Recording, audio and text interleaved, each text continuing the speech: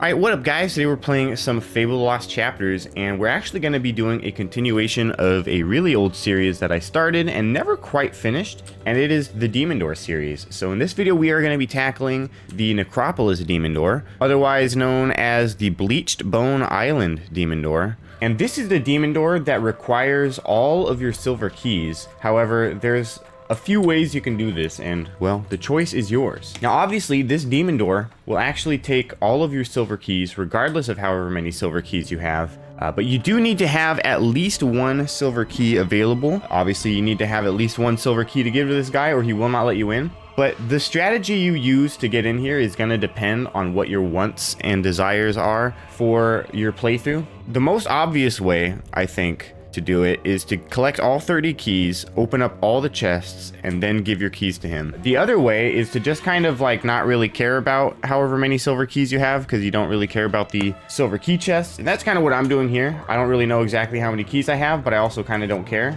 because, well, I don't really care about most of the rewards in the silver key chests. And that kind of brings me to the different strategies. Now here you say, give all your silver keys to the demon door. You will lose them for good if you do so. And yes, this is permanent, so if you give your silver keys to the demon door, you cannot get them back. There is no way to recover them.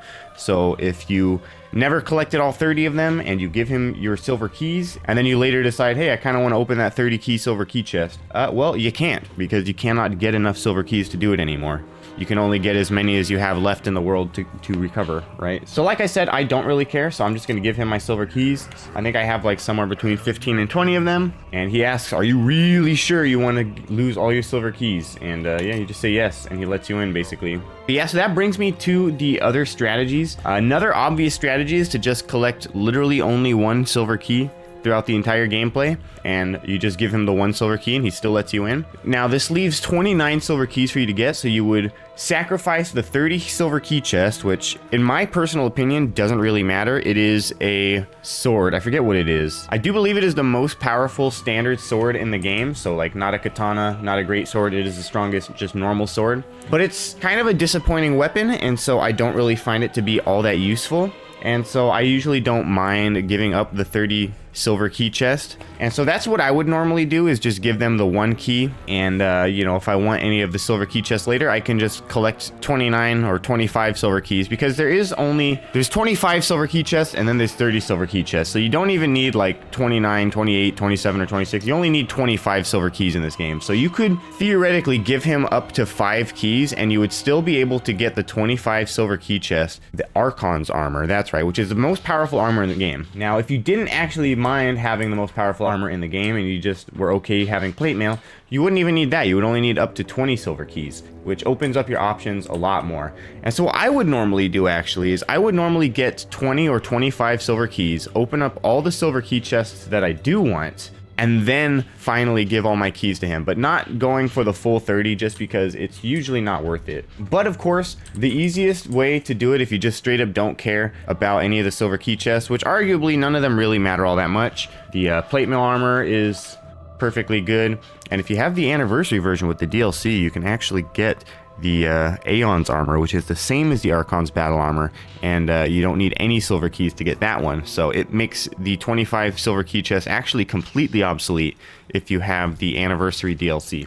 So that's something to consider as well. But basically, the whole gist of this is that you have several options here. You can either collect all 30 keys, open all of the silver key chests, and then give him your 30 keys. You could just not care about silver key chests, and you can just collect one silver key, give it to him, and get in. Or you can collect the exact amount of silver keys you want to open, you know, whatever chests you wish to open in the world. Open all those chests and then give him your keys, whether it be like 20 keys or 25 keys. That's pretty much the strategies. Now that we've gotten all of that out of the way, let's just go in and see what we get, which some of you might already know what this is. But this one gives you the Bereaver, which is at least one of the strongest weapons in the game. Now this one actually does get pretty interesting because it is one of the weapons in the game whose stats have changed over time. So I want to bring up the Fable wiki here just so I can get these facts completely correct. So in the PC version of Fable The Lost Chapters, it does 285 damage and has a singular flame augmentation.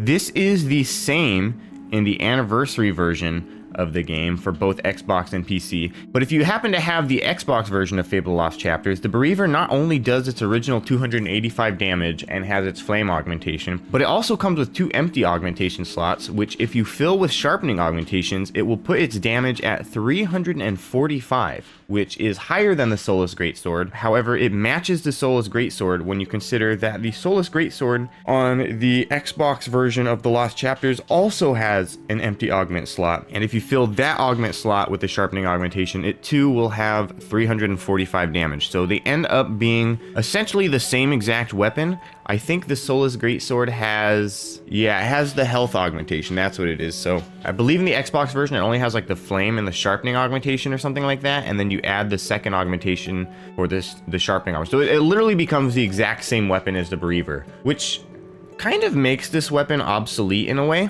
So in a way, this Demon Door kind of doesn't really matter, but in a way it still kind of does. It's still a good weapon, it's just, it's kind of worse than the Soulless Greatsword, so there's not really a whole lot of incentive to open this Demon Door at all. So it becomes kind of an odd one, because not only do you have to give up some amount of silver keys, and in some cases all of your, like, all of the silver keys in the game, right? Not only do you have to give up your silver keys for this, but it's not even like not only is it not worth the silver keys, it's not worth the weapon you get. Like, the weapon you get isn't great. It's not worth the silver keys you give, especially when it's like you can just buy the Soulless Greatsword and it's already a better weapon. It's just, I don't know, it's kind of an interesting one. It was almost a good one, but it kind of just is what it is. But yeah, anyways, that is the Silver Key Demon Door and some of the nuances that come along with it. I hope this video was helpful to some of you guys. If it was, of course, make sure to slap that like button, definitely helps me out. And you know, stay tuned for more Demon Door videos. I think I have at least 2 more of these videos to make, and then I'll probably make a video where I combine all of them into one streamlined video. So that'll be nice. So for anybody who's just trying to like rush through all the Demon Doors, eventually I'll try to make a video where I do kind of just that and cover every single Demon Door at once. But yeah, until then, stay tuned for the next Demon Door video. That's it for this video. Hope you guys enjoyed it. If you did, show the algorithm some love and hit that like button for me. Also, don't forget to subscribe if you haven't already to stay up to date on all my latest gaming content. Of course, for as little as 99 cents a month, you can become a channel member and help support the channel monetarily. On that note, I'd like to give a special shout out to my active channel members. Thank you all for your continued support. It is definitely greatly appreciated, and I will see you guys in the next video. Peace out.